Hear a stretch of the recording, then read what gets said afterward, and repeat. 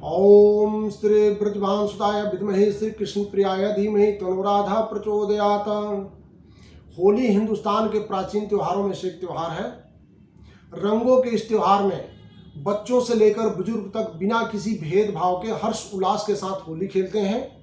इस साल 2023 में 8 मार्च बुधवार को धुलेंडी अर्थात रंगों की होली है।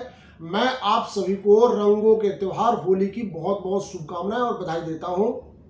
ईश्वर के कृपा से जीवन में एक नई आशा और उमंग के साथ आगे बढ़ें। सभी सुखी हो, सभी निरोग रहें, धन्य धान्य की वृद्धि हो।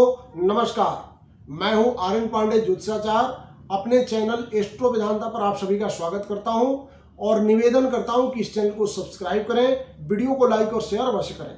यदि कोई सुझाव हो तो कमेंट्स में लिखें। मैं ज्योतिष से संबंधित समस्या का समाधान वीडियो के माध्यम से करता रहूँगा। इस वीडियो में होलिका पूजन और होलिका दहन के शुभ मुहूर्त के बारे में चर्चा करेंगे, परंतु सबसे पहले यह बात कर लेते हैं कि होलाष्टक में और विशेषकर होलिका दहन वाले दिन क्या करना चाहिए और क्या करने से बचना चाहिए। फागुन शुक्ल पक्ष अष्टमी से होलाष्टक आरंभ हो जाता है। इस बार 2023 में 27 फरवरी सोमवार को अष्टमी है, इसीलिए 27 फरवरी 2023 सोमवार से होलाष्टक शुरू हो जाएगा। होलाष्टक में मुहूर्त से संबंधित सभी प्रकार के शुभ काम करना वर्जित होता है। होलिका दहन फागुन मास के पूर्णिमा को मनाई जाती है। ये बुराई पर अच्छाई के जीत का प्रतीक है। होलिका दहन के साथ ही होलाष्टक समाप्त होता है और उसके अगले दिन रंगों की होली मनाई जाती है। वैसे तो पूरे होलाष्टक में ही सावधानी रखनी चाहिए, परंतु होलिका दहन वाले दिन विशेष सावधानी रखनी चाहिए। कुछ गलतियां ऐसी हैं जो अज्ञानतावश अनजाने में हो जाती हैं और दुष्परिणाम पूरे साल भुगतना पड़ता है। इसीलिए पहले ही जान लें कि इन गलतियों को करने से बचें। सबसे पहला सावधानी, तामसिक भोजन। होलिका दहन पर मुख्य रूप से होलिका माता की पूजा की जाती है और घर में सुख समृद्धि की कामना की जाती है। इस दिन तामसिक भोजन करना पूर्ण रूप से वर्जित होता है, इसीलिए भूल कर भी होलिका दहन वाले दिन मांस और मदिरा का सेवन नहीं करना चाहिए। इस दिन जो व्यक्ति मांस मदिरा के सेवन से बचता है उसका घर धन्य धान्य से भरा रहता है और घर परिवार में रोग बीमारी नहीं होती है। सावधानी नंबर 2, कर्ज लेना या देना। यदि आप धन वृद्धि की कामना करते हैं तो होलिका दहन के दिन उधार देने और लेने से बचना चाहिए, क्योंकि होलिका दहन के दिन दिए हुए पैसे की प्राप्ति बहुत ही मुश्किल से होता है। इसी तरह होलिका दहन वाले दिन लिया हुआ कर्ज भी आसानी से चुकता नहीं होता है। सावधानी नंबर 3, बड़े बुजुर्गों का आशीर्वाद लेना चाहिए। होलिका दहन के दिन किसी का अपमान नहीं करना चाहिए और अपने बड़े बुजुर्गों का आशीर्वाद लें, किसी की बद्दुआ नहीं लेनी चाहिए।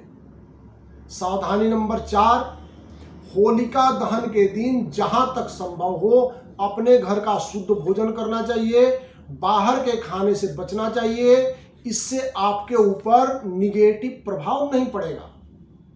सावधानी नंबर 5, होलिका दहन के दिन नकारात्मक शक्तियों का प्रभाव ज़्यादा होता है, इसीलिए महिलाओं को, माताओं को अपने बाल खुले नहीं छोड़ने चाहिए।